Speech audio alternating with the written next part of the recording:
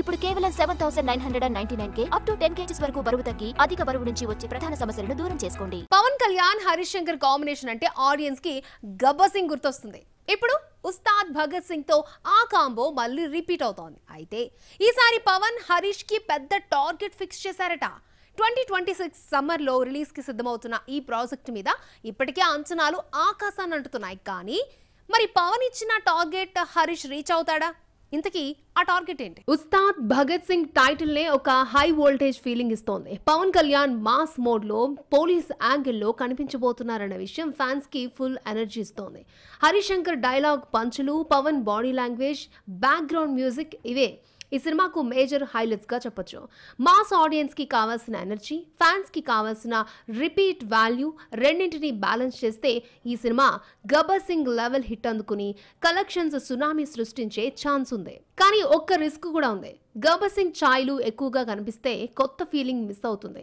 ఇక Pawan busy political schedule కారణంగా shooting time limit కూడా చాలా తక్కువ. దీంతో మేకింగ్ లో కాంప్రమైజ్ అయ్యాడా అనే డౌట్ కూడా ఉంది. అలాగే ఓజీ లాంటి హై బడ్జెట్ సినిమా తర్వాత పాన్ ఇండియా లెవెల్ ఎక్స్పెక్టేషన్ ఉంది.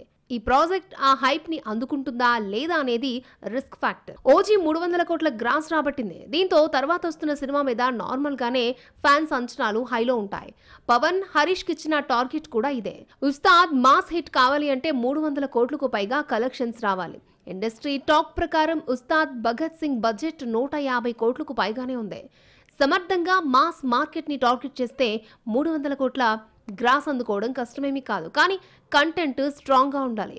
పవన్ ఫ్యాన్స్ మాత్రమే కాకుండా ఫ్యామిలీ ఆడియన్స్ కూడా కనెక్ట్ అయితే సమ్మర్ హాలిడే సీజన్ లో బాక్స్ ఆఫీస్ స్టార్మ్ క్రియేట్ చేసే ఛాన్స్ ఉంది. వరుస ఫ్లాపులతో కాస్త వెనుకబడిన పవన్ కి ఓజీ సినిమా మాత్రం కొంత ఊరటనిచ్చింది.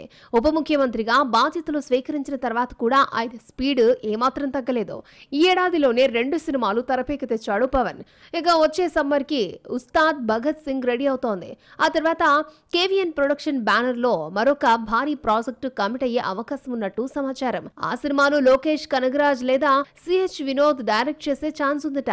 మొత్తానికి పవన్ వరుస ప్రాజెక్టులతో బిజీగా ఉండడంతో ఫ్యాన్స్ ఖుషీగా ఉన్నా ఎక్స్పెక్ట్ చేసిన బ్లాక్ బస్టర్ మాత్రం హరీష్ ఇస్తాడా లేక లోకేష్ ఇస్తాడా అనేది చూడాలి.